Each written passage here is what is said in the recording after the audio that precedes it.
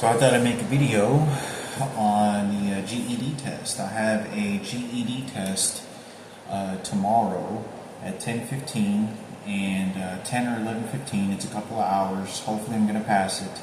This is the second time that I've taken the test. During the practice test that I took, I scored a 151, I think it was, which was the highest score, one of the highest scores that I gotten out of all the GED practice tests that I've taken. But when I took the real test, I failed it and got a 141, and I'm supposed to have a 145 at least to pass. 145 is passing, so I missed it by just a couple of questions. So hopefully this time I'm going to be able to pass the test. If I don't, I'm not going to try to get all bummed out or anything, because I still have my math test to take and try to get that done. But that's what's happening tomorrow, and I haven't done a whole lot of studying. I know that I wouldn't have to do very much studying at all. All I have to do is just keep retaking it until I pass it.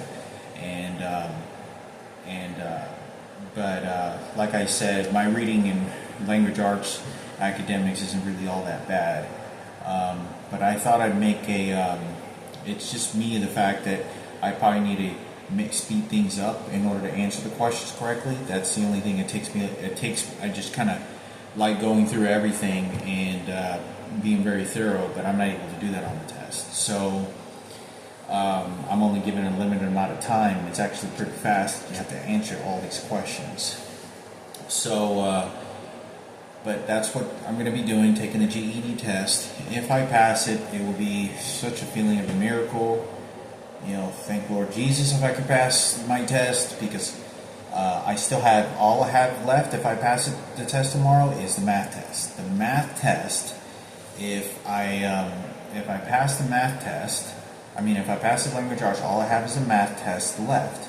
And I will be enrolling into the online classes, which is like, takes 2 months, and it's like 2 days a week, an hour and a half each day. And which is, to me, I thought was very, it's just taking a long time. Why would somebody have a math class for 2 months, for 2 days a week? But anyway, that's the class that I'll be taking, and to try to pass. I could probably teach myself to do math. I could probably teach myself to do math by watching the YouTube videos, but I'm not in any good circumstances to try to be teaching myself how to do that. But that's how I'm going to try to pass it. If I do not pass all my academic tests by the end of my lease, then I will be leaving regardless. And I'll just have to wait until I get to Dallas, find a good residence that is suitable for me to be able to be comfortable enough where I can take the test again and live in a place. I don't think that, in my opinion, I don't think I'll find an apartment. I'm going to have my Section 8 voucher lease, and I'm going to leave here, and then I'm going to try to look for an apartment, but I don't think they're going to let me have an apartment. Everything in my life is too controlled and confined. They say whether I sleep outside or I sleep in an apartment. They could have, nobody had to give me an apartment to even live here. They left me out on the streets for over 5 years. Over 5 years, and nobody would give me an apartment. And, they didn't have to do that. They have everything rigged. They have everything rigged so that I can't do anything for myself to help myself. But I'm going to try to get an apartment. If they choose to let me, I'm just going to keep trying. If they don't, then I'm back out on the streets and having to give people my money on Craigslist and on Facebook, whoever is allowing me to live at their place, and then sleeping outside for the rest of my life until I sign up for government 8 apartments again, and I have to wait another 10 years for an apartment, and then that's what my life is going to be like. I don't think they're gonna. I think once you get off Section 8 apartments and you have to re-register, I think it gets a lot harder to even get on apartments again. It's another raffle ticket, so it's very likely I'll wait another 5, 6, 7 years again. So that's going to be the existence. I don't think I'll For me to wait another 10 years to be 50 years old, 51 years old, I'll be dead by then. If I'm not dead, I'll have cancer or something will kill me. There's not much hope left. And they're just going to continue lingering this until I die. And it's not going to be a joking matter. It'll just be, that's all I knew what the value of my life was ever allowed to be. But I know that I'm always going to be trying the best for myself. And I can't do anything about the corrupted police department, the corrupted people that are tapping my phone and threatening me and acting real crazy and harassing me and shooting me with electronic devices. I cannot do anything about that anymore. So all I know is that I can keep trying to go to Washington, D.C. or lawyers or police departments or whatever, private investigators, but that's never going to work because they keep tracking me down. And they're preventing me from ever having any legal rights for my human rights for myself. So, if I pass my GED test, let's just say it's a miracle. I got Jesus in this apartment, I got some Virgin Mary candles, Mother Guadalupe gives me some spirit that I can pass all my academics and I earn my GED. Say it's a miracle, I earn my GED. What my plans are is I am going to try to focus over a period of time to try to learn how to make this music programming stuff on Ableton. I think it's just going to take me a very long time. I don't know if I'm going to be allowed to.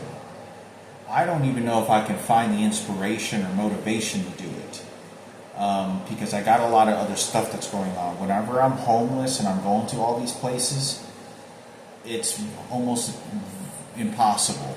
It's very, very difficult because there's so many people that are coming around me and beating me and threatening me, and there's so much hostility and danger that I can't focus on anything. I'll maybe get 1 hour in 6 months to sit at a cafe to try to learn while I'm homeless again, living underneath bridges and streets, and people kicking me out and stealing my money and threatening me to try to learn how to use Ableton to make music. And even then, I honestly believe it's just going to take me a long time.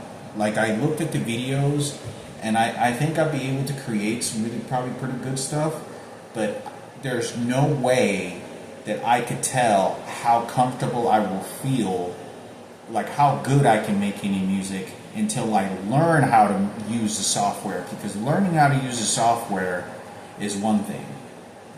Making music is a whole nother thing, because there's a lot of people that are very smart knowing how to use computers and the software, but they don't really know how to, they really, they have the inspiration and stuff, but in my opinion, I don't think they make good music.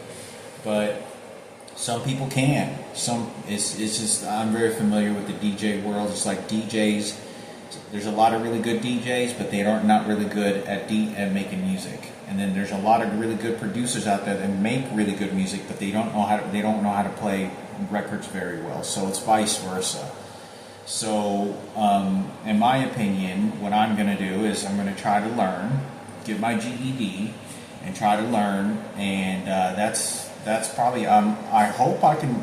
I don't think I'll. If I do take any extra classes, I might take some medical classes just for fun. But when I'm homeless and I have a GED, let's just say I have a GED. When I'm homeless and when I'm living in other people's places, nothing is comfortable, and I'm having 1,000 people control me to tell me what I need to do with my life. Otherwise, I'm going to be punished, or they act very hostility against my life, and it becomes very dangerous because there's nothing that I can do about call the police.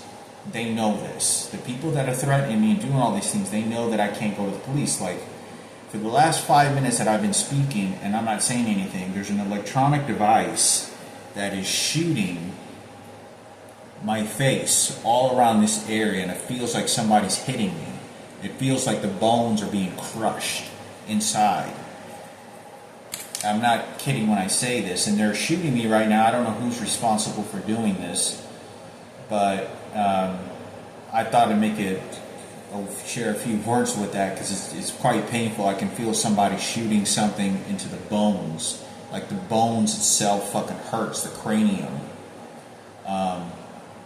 But anyway, I can tell you this right now. I'm having a million fucking people attacking me. A million fucking people. It seems to me that these people do want me to make music and continue to try to learn in some cases, in a lot of cases.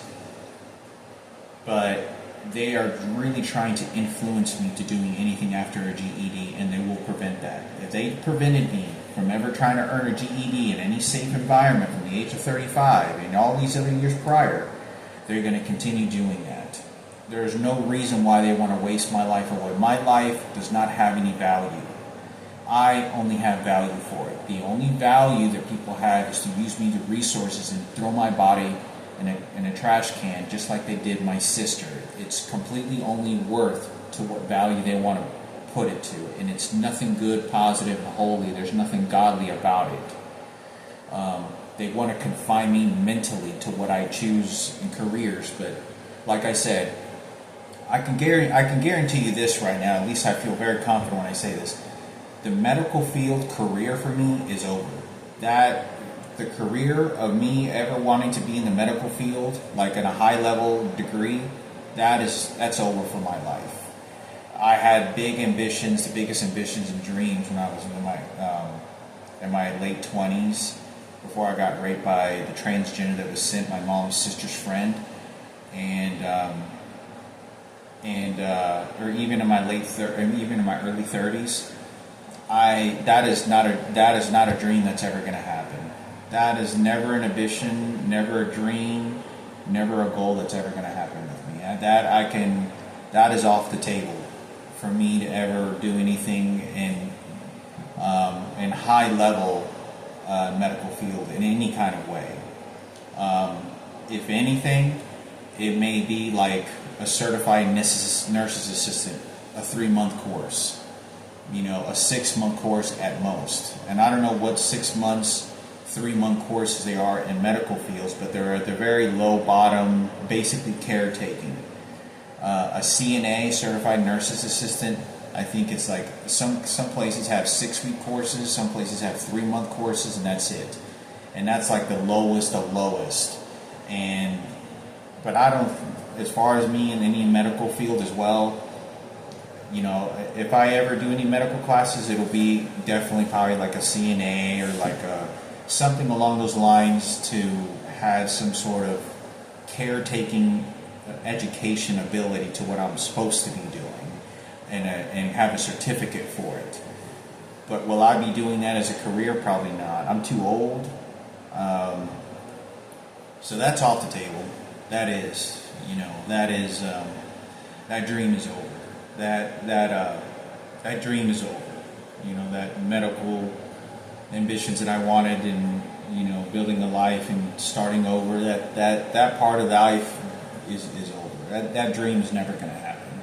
It's impossible to complete that dream. So I have to think of more of the longevity of what my life expectancy of life is going to be, and what the outcome is likely to be controlled in. And that's, for me to take a college course, continuing, I have to stop being shot with electronic devices. I can't even believe I passed some of the GED tests, even though I've been beaten with these electronic devices. And it basically feels like a college degree, being beaten with electronic devices as I'm taking and studying for these tests. Yeah, that's a confirmation I can say about the GED. Once it's complete, that whole medical dream, that dream is over. You can check that off the list. That's complete. That's done. That's never going to happen. But for me to take like a 2-month course, for whatever medical fields that they have, there's all kinds of different stuff. I think it would be great and interesting. CNA, there's different stuff like CNA, it's like a 6-week course, and there's a couple of other ones that are like 5-6-week courses. I don't know what's out there, but that's the best it's ever going to get. And I have to find out what other maybe things I can do. But as far as I know, I am never going to have a normal life until these electronic devices stop. They're not. and I'm not going to. I don't ever find myself that these electronic devices are going to start beating me. They're going to sacrifice me. I've been around too much death and too many things that I don't know how to explain that. I thought life was very difficult in a way that you think that God, you know, count God out of the picture. You have no idea how ruthless and disgusting that these people that were setting up these electronic devices and these people that were beating me with electronic devices everywhere I went, how demoralizing and disgusting, discarding they were. And it isn't until you experience that, and very few people ever experience that, to how worthless your life is, because there's people like that don't care. They are so content with killing people. They're so content with ending people's lives that it's a nature to them to want to enjoy that. That's where they find their happiness. That's where they find their goals. And that's what they enjoy. They will never change, and they bathe in those emotions and energy. They bathe in the suffering of others, and especially me. They bathe in the suffering of making me suffer at the highest levels of pain and psychological dysfunction as you can imagine. All I can say is, you know, is I hope there's a God, and I believe that there's a God, and you're going to have to leave it up to God, because I'm going to have to leave it up to God, because, you know, you can't go to no afterlife thinking that you did these horrific things for such a long time to myself, and think that you're just going to go off and, you know, go to your heaven, and the opportunities and things that were taken away from me from somebody else's perception, the pain that they put onto me, it's unbelievable of the cherished joy that they got from it. It's unimaginable, a disfigurement that I can't even come close to how evil and the things that I have seen these queers and these transgenders have done to me. Buses, on buses, offices, things they said over the phone, grocery stores, every place that I ever, movie theaters. There's so many places that I'm going to that it's just unbelievable, of hatred in a very boiling point. But anyway, that's what my plans is to complete this GED, and then I can just say it's complete, and then see how well I can learn on this music stuff. I think this music software stuff, I think it's just going to take it. It's not about making the music. It's about understanding how does this software work, where I can know how to put all these sort of different types of, you know, sounds, and understand it. Because once I understand that, then I can, okay, well, I know everything on from there. But I have to learn what that is, and I don't know if that's going to be an opportunity. I don't know if I'm going to find the motivation or actually still want to. But I'm going to try, and I'm going to keep trying. For me, like I said, my face still hurts right now. It feels like they're shooting something right now into the bones of my face. Like I said, in this particular circumstance that I'm talking about,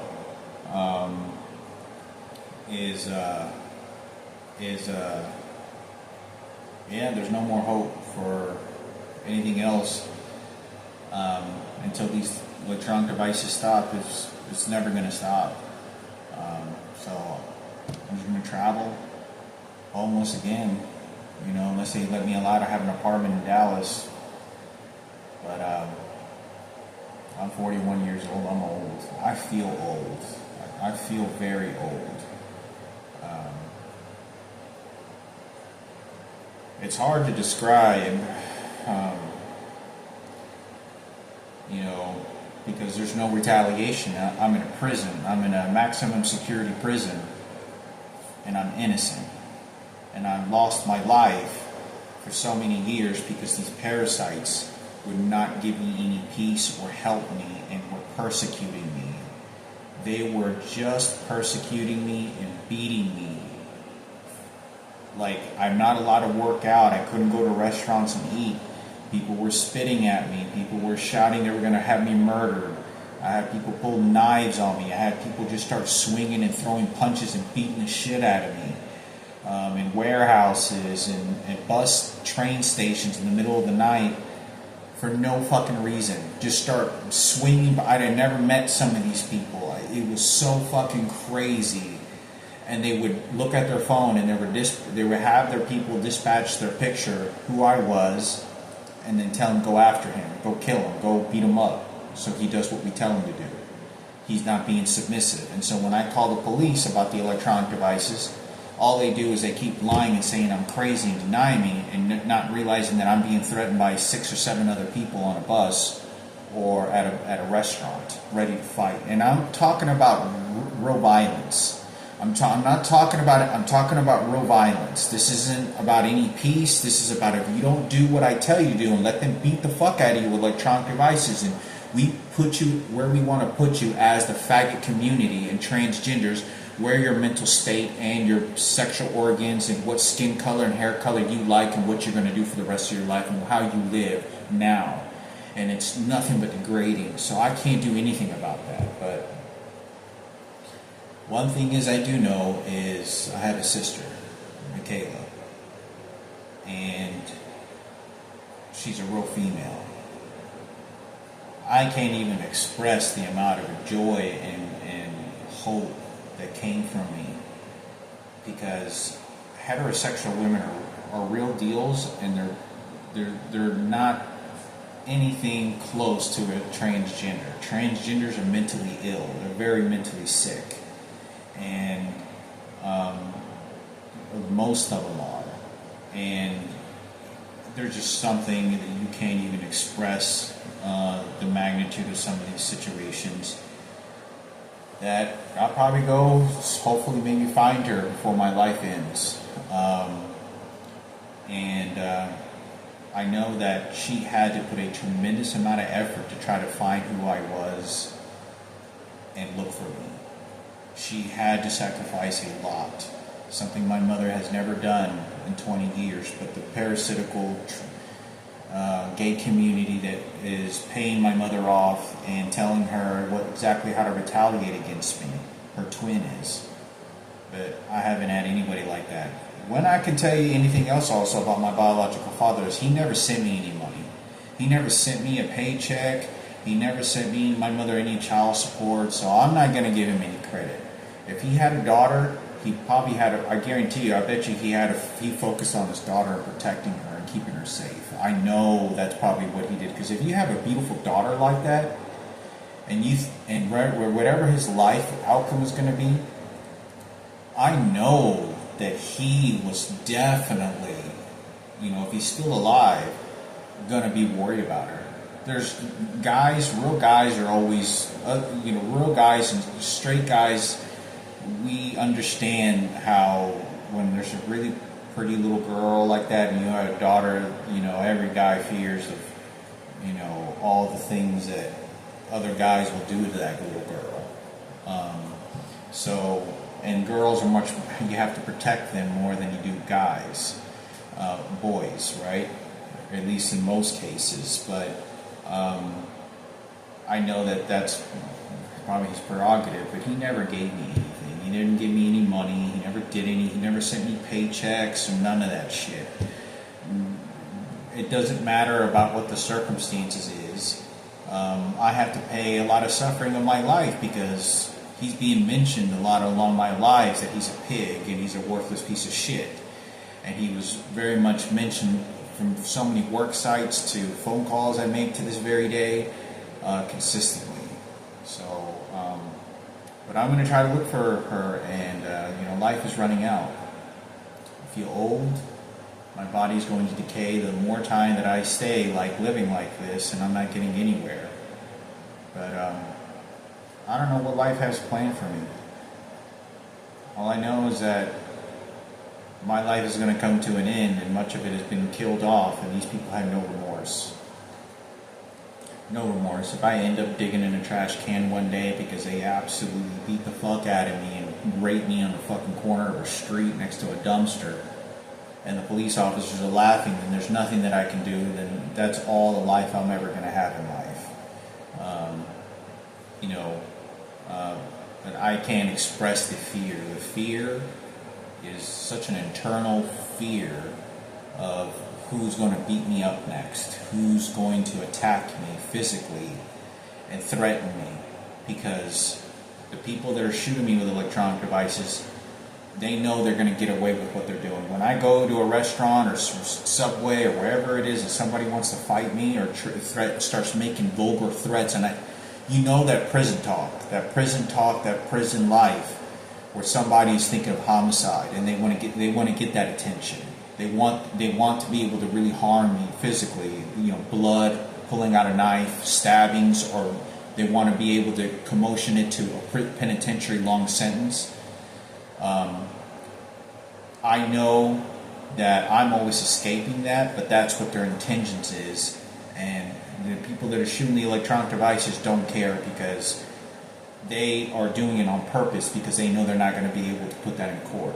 The people that have, if anything like that ever happens, when I go to court and I go to a judge and says I've been beaten half to death beyond anything you can imagine by these electronic devices, there's no money to detect them, there's not going to be an investigation, they don't give a shit, it's all corrupted.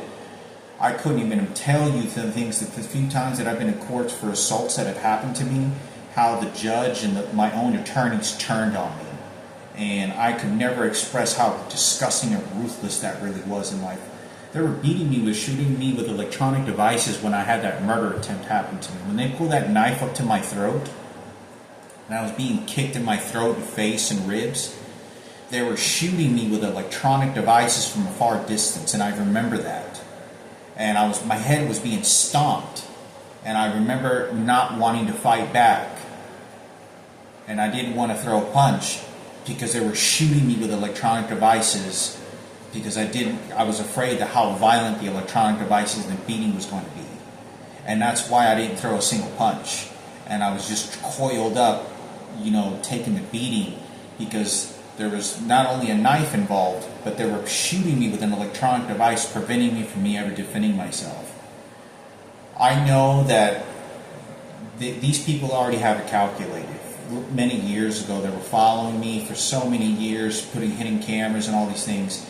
They know the justice system 10 times better than I do, and they've already contacted them to rig everything against me for any self-defense, because they know the desperation of my freedom is very high level desperation, and they know that since I'm running out of so many options, a lot of the times, a lot of people in my situations, they probably would have pulled out a knife and just start stabbing the shit out of fucking gutting them open like a pig. I don't give a fuck. And then when we go to jail and we go to prison, and when we go to court and lawyers, we're going to talk about everything there. But that they already had that rigged, and that's the mental state of someone that, when you lose desperation, and I'm not like that. I'd rather dig in a trash can for food. If I know my life isn't, I'll dig in a trash can for food. I don't care. I went through cancer. I'm blood infected. I was raped, and I was mutilated by so many people. If I'm forced to. That I know that this is what the American people did. I know this is what President Barack Obama has already ordered against me with his faggots and these people. The hatred was unimaginable. It's hard to describe the hatred, because you don't understand that how intentionally, mentally breaking they wanted to do to me. And they were just wanting to help their faggot who raped Franklin, their faggot transgender Kenneth. They're white supremacists. That's all it was. That's all it was. The more that they can break my mind and break me, the better they were going to be fitting for their own life, knowing that we already beat the shit out of fucking worthless Hector. I feel good. Worthless piece of shit. Die, you fucking motherfucker. Yeah, scum after underneath the bridge and digging a trash can. Look, piece of shit, with an electronic device. And they lived off that high for so often, and you don't understand how dangerous situations would be. I have to just literally get up and run. I've had bus drivers multiple times slam on the brakes And I'm not kidding you. In this one particular time, I was on this short bus, and this guy slammed on the brakes so violently, intentionally, and floored it like he was. You ever see somebody get in a car and try to go on a high-speed chase? This is what this motherfucker I thought was going to do. I swear to God, I'll tell you, I thought this guy was going to go on a high-speed chase. Like to fucking run the fucking car into a fucking another car and try to have me killed or some shit. This motherfucker pressed the gas, slams on when I'm in the car. I had never met this guy, and somebody had told this guy, it was some black guy, somebody had told this guy to do this to me. And my head slammed, my cranium slammed into the fucking, bulletproof glass or the plexiglass they have, and the metal bars that they have. Slammed into that shit. I thought this shit could maybe even knock me out. I'm telling you, the entire bus was like fucking violently shaking. I've been on a bus where this guy slammed on the brakes and he was looking at the rear view mirror and he slammed on the brakes.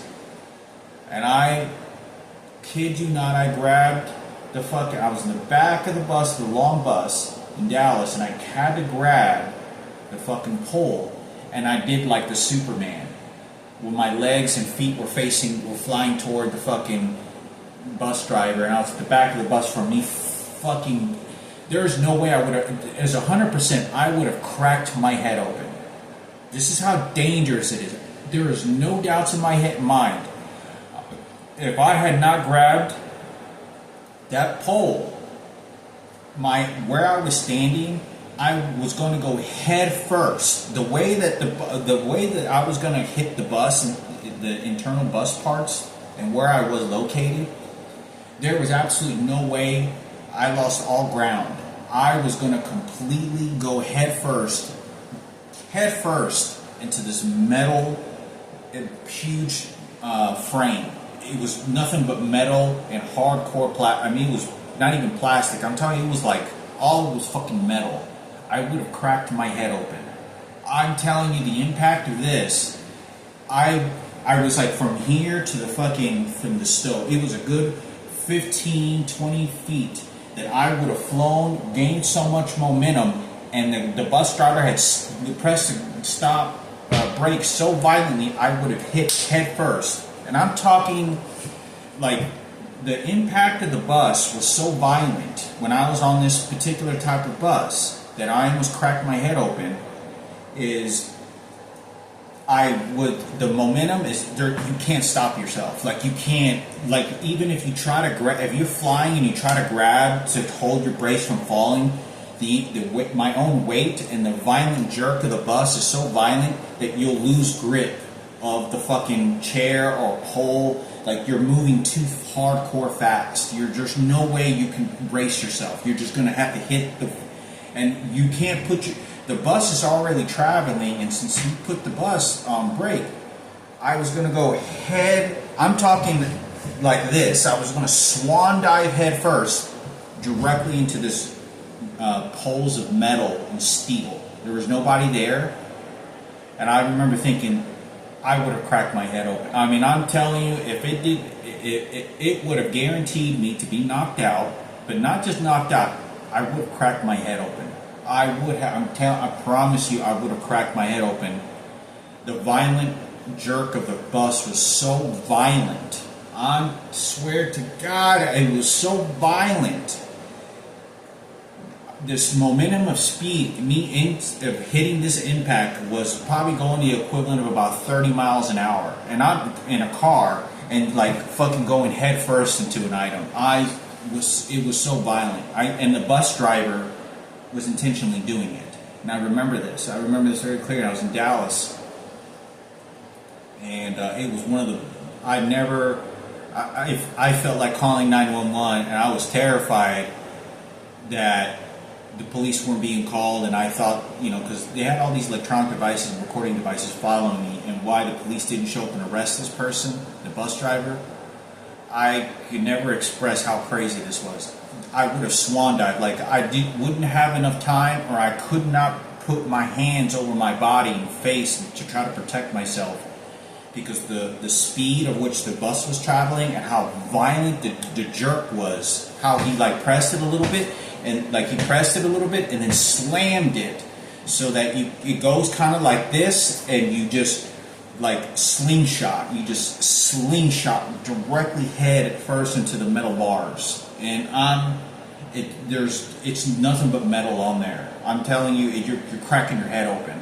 I was gonna fucking crack. The impact was so frightening. I know I would have cracked my head open because the impact of my weight and body. There's no bracing that you can take. You're plowing right. You're going head first, concrete, and there's nothing that's stopping it. And he slingshotted me because he was watching how I was standing and all this other shit.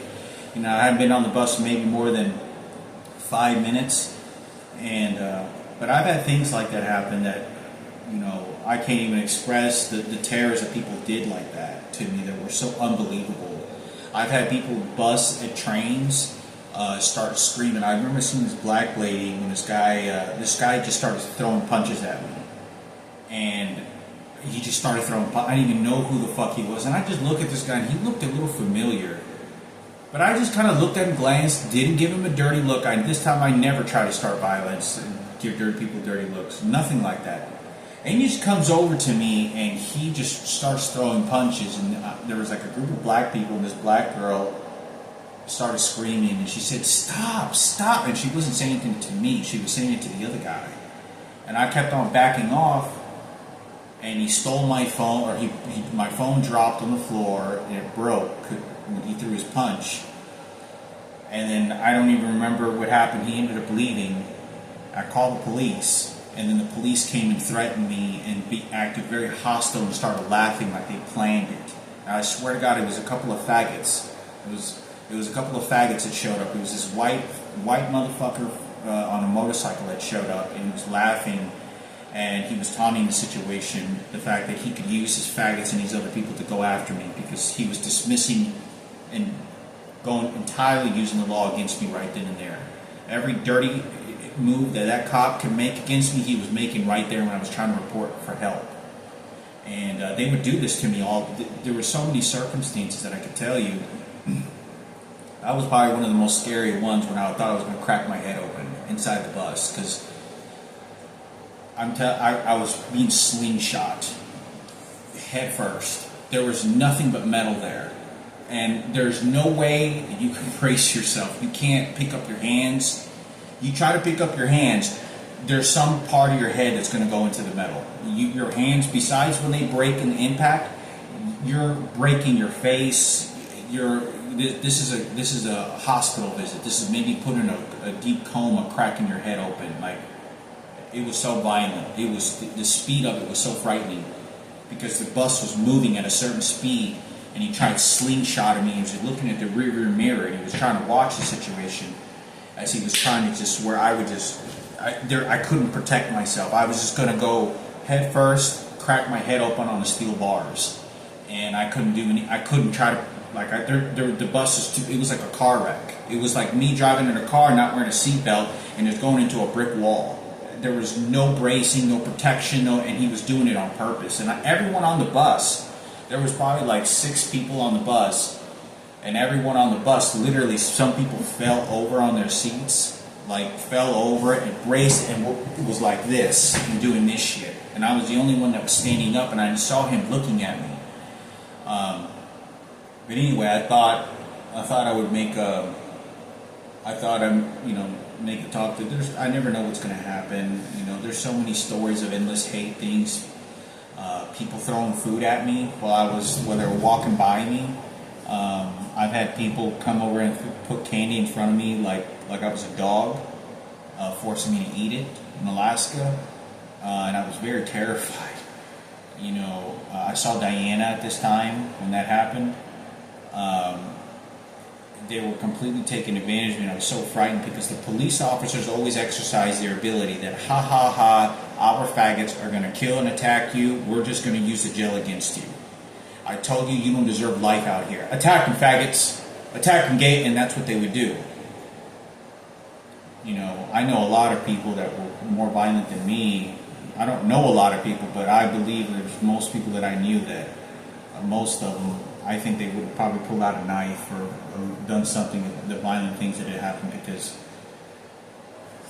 every time I went to court for an assault that I didn't do and I got beat up or they gave me a ticket, the lawyers immediately set everything up to terrorize me, to let me know that if anything ever does happen, they're all going to turn against me and give me the hardest sentence. And the judge will play along with it with everyone inside the court. You know how, like they say, the O.J. Simpson trial, it was impossible to have a fair trial? They made it sure that I understood that I'm never going to have a fair trial, ever in my life. And they're going to continue attacking me to keep me submissive and scummed down to the fucking grounds of life. So I know that that's my life. If it's digging in a trash can one day because they cut off everything and I have panhandling on the street and people throwing crumbs of food on the side of a building, I just know that I still believe in God, and God will have a better meal for me when life is over. And this is the way they chose to live life, when there's people that do live like that around the world in very poor places. But for something like that to happen in the United States, if you want to point the finger at somebody, if you want to blame somebody, you're not going to be able to blame the president, but that's who did it. That's were his faggots, and those were his transgenders, and those were his people that did that and ordered that. That's all that was. And it's going to be covered up. And that's who ordered it. That's were his people. Those were his American people. Those were his people in the United States that did this to me. So he ordered the hatred. So I don't know what to say. I just know that it don't bother me all that much. I don't have that much life left. You know, I'm not a young guy with all the young body parts and, you know, all my full set of hair, and it's not the same. My view of life is different. Much more appreciative in different ways, but I believe in God. And I believe God will punish these people in the way that he does. You know, very punish them in the way that he does in the afterlife. But I'm not going to join in on that. Just like I've always been. I had a lot of people around me that were in bad situations, and I was making sure that their life wasn't worse, and I was making it any worse for them. That's something I never did. It's something I was always committed to, is never make their life harder, because their life sucked, just like mine, and I knew the struggles, and I just wasn't going to make, because they still have to look for jobs or whatever, do whatever goes on in their life, and I wasn't going to make their life harder. You know, when I could have a couple of times and probably wouldn't have gotten away, but I wasn't going to make their life harder. But yeah, that's, you know, I have my GED test. When it's completed, I hope I can take medical classes. But my number one goal would be to try to learn the Ableton, because, you know, to see where I can go from there. Because making music is a whole different part of that. You have to figure out how to use the software. And once you figure out how to use it, well, can I make good music? That's when I'll know. That is when I'll know whether I can. That's truly when I'll know if I can. I have to know how to use it comfortably. Like, I can make a full-length track in, like, a single day. I can make a full-length track no more than 3 days. A full 5-minute, 6-7-minute track in less than 3 days. I can just set up a track, whatever, maybe not the best, kind of just simple out track. I can set up a whole track that way in less than 3 days. In less than a day, I can set up most of the track. That's the comfortability that I know I have to have in order for me to know, okay, well, now let me try to make something really good. Can I make something really good? Can I? That's the only way to know, is how to, you know, it's like if you ride a bicycle or whatever, if you know you like running, well, you run around a track a bunch of times and run a few mountains and see if you want to do that for a living, and then you find out then whether you have a passion for it or not. But that's the only way. So, but I don't know if I'll finish my GED. If I don't, I leave to go to Dallas. I'm going to try to enroll into the GED classes at Richland College if I can't complete a year. I know they do got math classes there. It would be great for me to finish my GED classes there to complete it, because there was a really bad event that happened. For me to get a degree there, for me to complete it there would be a very big blessing, because it'll help close the doors on that and kind of say that that's finished and over with. But as far as the whole me going there, I think the math course that they had was, it was like a 5-week course, 4-week course. I don't know if I'll be allowed to. I don't know what the circumstances are going to be. I hope so. I hope. If not, I'm going to try. If I can't go to school because the circumstances are too bad, then I can't. I'll just, every once in a while, when I have a little bit of extra change and money, get an extra paycheck from a job or something, I'll go and just try to take the test again. The math is always going to be the most difficult. I'll have to just keep trying until I can be successful at at the academics, just enough to pass. Just enough to pass the test. And I think the biggest challenge, the biggest miracle that I think is if I'm able to take some classes after I pass the GED, and what does it feel like to go into a class to learn something that I enroll in willingly and want to, that's not about academics. It's about learning something in a skilled trade, because there's nothing like that I ever did. Going to a GED class and taking online courses and all that, that is just learning what the academics is. But for me to walk into a class where there's a cooking class, or it's like a small 6-week course of how to make a website, or how to use Acrobat, or do some graphic painting or on a computer system, that'd be great. I've never experienced that type of going to a school for any like that, and I've never had in my life, and I think that'd be great for something that I never learned before, because I've always wanted to, and I was not allowed to, being homeless and raped and spit on and beat up and all these things that people were doing to me, or controlling me, because my life is more important than an education.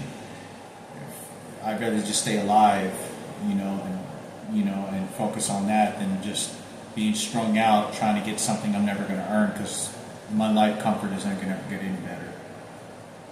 But this whole time I've been making this video, they've been shooting me real violently all in this area here, and it feels like the bones inside my skeleton, my skull, fucking hurt. But hopefully pass the GED tomorrow. I hope I can pass it. It's going to be very tough. Didn't do a whole lot of studying. It's going to be pretty close, very close call. If I fail it, I feel like I'm going to fail it, honestly, and then I'm going to have to retake it again for a third time. That's what I think is going to happen, because I really have a lot of stress and bad things kind of going on the last couple of days and weeks. And I did study, but like I said, I made a 151 on the practice test, and I barely failed it with just a couple of questions. So we'll see how much better I do. Hopefully, if I pass it, the math is like the most challenging part. The math is going to be very, very challenging. So I hope I can pass. That's going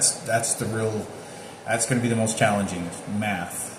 Figure out the numbers. That's going to be really difficult. So we'll see how this goes.